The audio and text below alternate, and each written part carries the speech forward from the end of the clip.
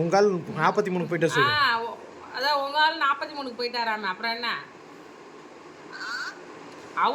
நீங்க அவரு சொல்றீங்க. அவரு தான் ஃபர்ஸ்ட்ல இருக்கிறாரு 104 இருந்தா கூட முட்டாள். எப்படினா டிஎம்கே வராது பொழுது. டிஎம்கே எங்க இருக்கு? அங்க இருக்கு. உங்களுக்கு 104 கம்மியா? நல்ல அறிவு தான் உங்களுக்கு. அறிவே விஜய் 104 தான் இருக்காரா? டிஎம்கே 55 இருக்கான்.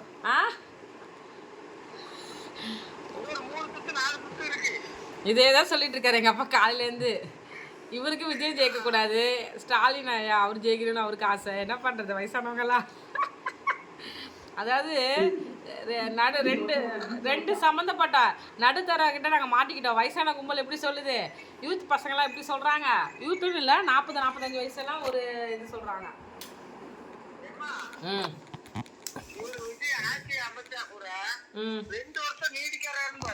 என்னங்க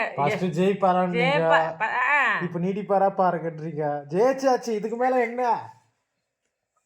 சென்ட்ரல் கவர்மெண்ட்ல இருந்து ஏதாவது ஒரு தப்பு கண்டுபிடிச்சு கலைச்சிருவானுவோ. ஜெயிச்சாரு, அதுக்கு வாழ்த்துதல் சொல்ல மாட்டேங்கிறீங்க. நீங்க வயசுல பெரியவர் தானே. நிறைய பேரை பாத்துருக்கோமே, எத்தனை ஆச்சு அந்த மாதிரி கலைச்சிருக்காங்க. அதாவது எங்க அப்பா சென்ட்ரல் கவர்மெண்ட் வச்சு இந்த மாதிரி யார் ஜெயிச்சிருக்காங்க? நின்னவனே யார் ஜெயிச்சு கேளுமா. சரி, நின்னவனே யார் ஜெயிச்சா அதை சொல்லுங்க. யாரை கலைச்சாங்க? யாரை கலைச்சாங்க? யார் ஜெயிச்சாங்க? யார் ஜெயிச்சா? பாத்துட்டு இருக்கோம். இன்னும் 15 ரவுண்ட் இருக்கு.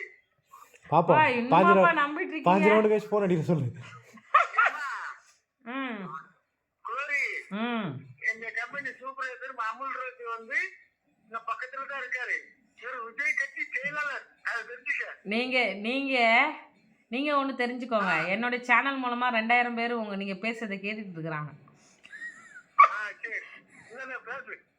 ஏய் ஹலோ ஹலோ ஹலோ சொல்லு. இல்லை சார், அவர்கிட்ட பேசிட்டு இருந்தேன். அவரு ரிசல்ட் பத்தி பேசிட்டு இருந்தார்ல, அது பேசிட்டு இருந்தோம். Okay okay. நீங்க விஜய் இதுல இருக்கீங்களோ? ஓகே ஓகேப்பா, வாழ்த்துக்கள். ஆமா, அதுதான் சொன்னா அவர் ஒத்துக்க மாட்டேங்கிறாரு. ஆமா ஆமா, அதுதான் சொல்றோம். அவர் எங்க ஒத்துக்கிறாரு? இன்னும் அவர் தலைவர் தான் வருவாருங்கிறாரு. மொபைல பார்த்தோம். ஆமா ஆமா, அதான் சொல்லுங்க அவருக்கு. தேங்க்யூ.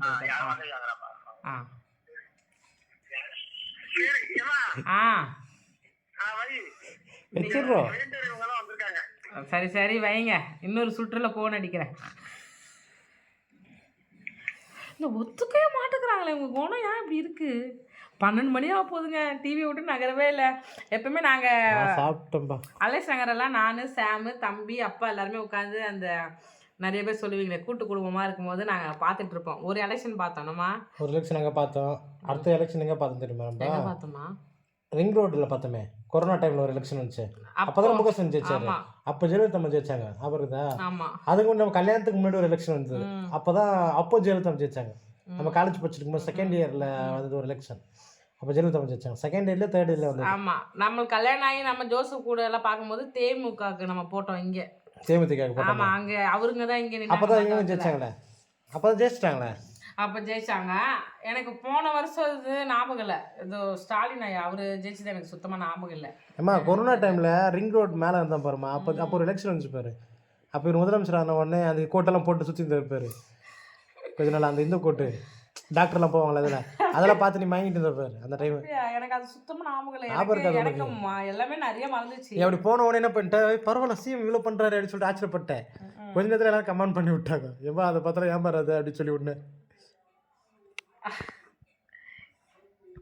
சரி பார்ப்போம் மறுபடியும். ஆனால் எனக்கு தெரிஞ்சு சினிமா துறையிலேருந்து வந்தவங்கெல்லாம் நல்லா தான் செஞ்சுருக்கிறாங்க. எம்ஜிஆர் அவர் எடுத்துக்கிட்டாலும் சரி, ஜெயலலிதா எடுத்துக்கிட்டாலும் சரி, அவங்க தான் நிறைய நம்மளுடைய யாருமே நல்லா செய்யறாங்க இல்லைம்மா, எல்லாருமே கற்றுட்டு தான் செய்வாங்க. இல்லை, தமிழகத்தில் ஒரு அதிர்வை கொண்டு வந்தவங்க அவங்க தான். இல்லை, ஜெயலலிதா முதல் இதில் ஜெயிச்சு என்னென்ன பண்ணாங்க தெரியுமா உனக்கு? நாடே குட்டிச்சோர் ஆயிடுச்சு அந்த டைமில். ஆனால் அதே ஜெயலலிதா அம்மா தான் அடுத்த 10 வருஷம் நம்ம தலைமுறையில் இருக்கும்போது அவ்வளோ சூப்பராக ஆட்சி பண்ணியிருக்காங்க. என்ன பண்ணுறது, மாட்டை எல்லா கையிலையும் மாட்டி சின்ன படமாயிட்டாங்க. ஆனால் அவங்க நிலையா நின்றுட்டு இருந்தாங்கன்னா அவங்க தான் இன்னும் வரை சிஎம்மாக இருந்திருப்பாங்க. செத்துட்டு அவங்க நினச்சே பார்க்காத அளவுக்குள்ள 67 வயசுலேயே இறந்துட்டாங்க. டிசம்பர் 5 இறந்தாங்க. நான் மறக்கவே முடியாது என்னால். நான் ஒரு பொம்மை 2 பொம்மை வாங்கிட்டு வந்தேன் அப்போ. அப்போ நம்ம இவரு பார்த்தோம் ஞாபகம் இருக்குதா, பீட்டர் ஐயா போயிருந்தாரு. ஆமாம், எங்கள் பீட்டர் ஐயாவும் அன்றைக்கி தான் இறந்தார். அவர் 4ஆம் தேதி இறந்தார், இவங்க 5ஆம் தேதி இறந்தாங்க. கரெக்டாமா?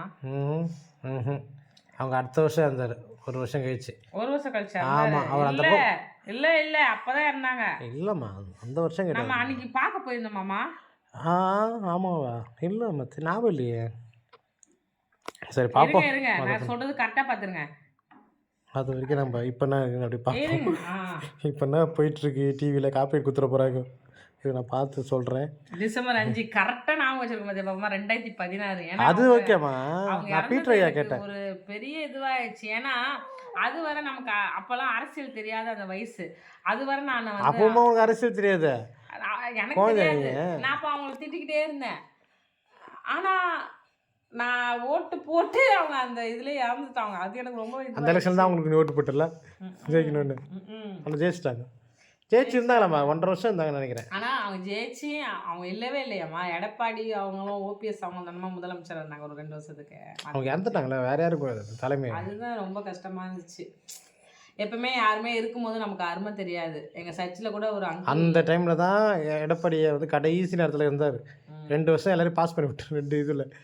எப்பவுமே பார்த்தீங்கன்னா நம்ம மனுஷங்க உயிரோடு இருக்கும்போதே அவங்களுக்கு கொடுக்குற கொஞ்சமாவது மரியாதை வந்து கொடுக்கணும். எங்கள் சர்ச்சில் ஒரு அங்கிள் இறந்துட்டார், எங்களுக்கே தெரியாது அந்த அங்கிள் தான் இறந்துட்டாங்கன்ட்டு. அது நேற்று தான் எங்களுக்கு தெரியும். அவர் இறந்து 1 வாரம் ஆகுதா.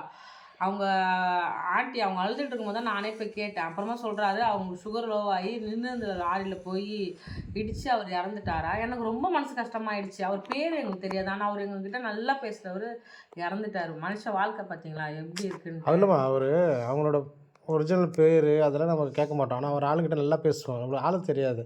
இந்த சர்ச்சில் 600-700 பேர் இருக்கிறாங்க. எல்லாருக்கும் பழக்கம் இருக்கும். சோத்தன பிரதர் அப்படி சொல்லிட்டு போயிடுவோம்.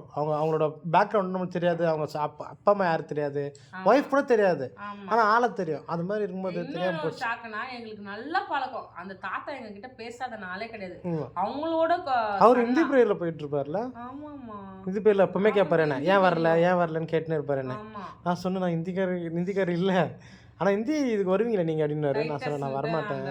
அங்கிள் அவருக்கு வயசெல்லாம் எத்தனை எனக்கு தெரியாது. நான் அங்கிள் சொல்கிறது கூட கரெக்டாக தப்பாலாம் அண்ணா தான் சொல்லுவோம். எங்கே பார்த்தாலும் அவர் பேசுவார். எங்களுக்கு ஒரே ஃபீலிங் ஆச்சு. நீங்கள் ஃபீல் பண்ணிங்களாம்மா? ரொம்ப ஆமாம், கொஞ்சம் ஃபீல் பண்ணிட்டேன். எனக்கு ரொம்ப ஒரு நிமிஷம் பேசவே நான் ஒரு 1/2 மணி நேரத்துக்கு அப்படியே ஒரு மாதிரி ஸ்ட்ரக் ஆகிட்டேன். ஏன்னா தெரியாமல் இருந்துச்சு நம்மளுக்கு. அதுதான் இன்னும் பெருசாகிடுச்சு. சரி ஓகே, நம்ம நீங்கள் நிலைமையை பார்ப்போம். ஆயிடுச்சு. அது மாதிரி தான் நம்மளுக்கு நமக்கு அசாம் பற்றியா? அசாம் வந்து காங்கிரஸ் தானே. காங்கிரஸ் எப்படி வரும்? பிஜேபி தான் வரும், காங்கிரஸ்லாம் வராது. காங்கிரஸ் வலு இல்லை. அவங்களாம் எப்படி இருக்க வேண்டியது.